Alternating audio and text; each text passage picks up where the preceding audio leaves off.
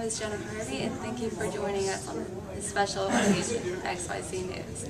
Tonight we have a special report dating back to World War II and 1942. During this time period, Franklin Delano Roosevelt made an executive order to remove all Japanese American citizens into internment camps. Tonight we are discussing with a person that went through this time period. His name is Mr. Trotter, and my co-host Sully will be interviewing him tonight. Join us for this special report. Thank you. I'm here with Mr. Trotter, and we are going to talk about basically the initial shock of what happened with Pearl Harbor and what led to the internment of the Japanese people.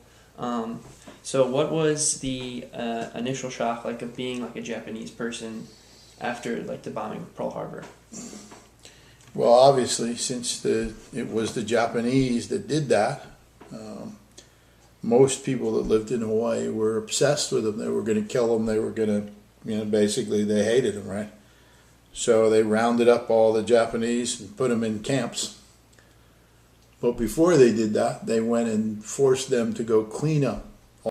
And so once they were done, they then took them and took them to the camps and took everything they had and locked them all up.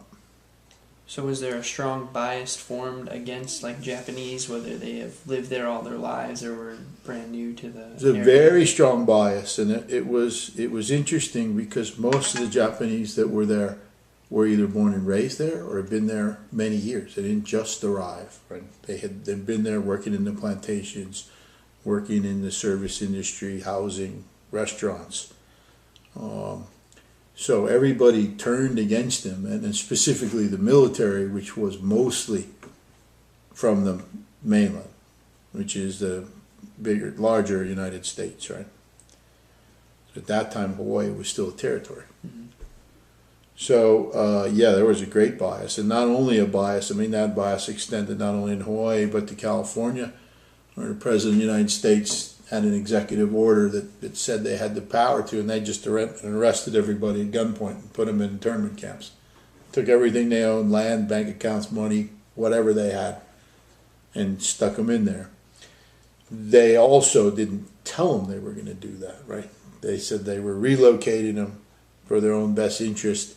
One of the things that they told them in Hawaii was, you'd be safer if we put you in a camp to protect you from their own people. So there was a huge bias at that time. You can imagine it was a surprise attack. So everybody in those days thought that was very cowardly and sneaky. And so how did the Japanese people, like the Japanese Americans, how did they feel about that? Like they've lived there and they've been born and raised there, and how could they think that, or how could the United States think that they're like some sleeper cell or something that they're going to rise up against us? They were very upset, actually. Most of them were upset that as American citizens they were thrown into jail. Most of them wanted to go fight for their country. And in fact, in Hawaii, they formed what was called the 442nd. And it was a brigade made up of only Japanese Americans. You had to be Japanese American to be in this particular battalion. They wanted to go fight in the Pacific against the Japanese. So eventually they let them go to Europe and fight. And it was the most decorated battalion in the Army during World War II. They gained more ground, more victories, but lost more men and more injuries than any other battalion.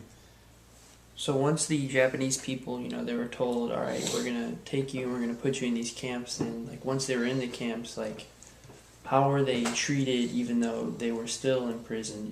Did they still... They were treated pretty poorly, right? Basically, everything they owned was confiscated.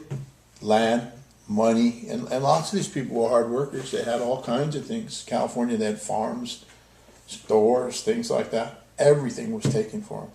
They were basically told that, America's not so happy, so it'd be better off if you guys went to these camps and we could protect you, so that people wouldn't come and kill you. Well, that wasn't really the case, right? They just locked them up because they were afraid that they would help the Japanese.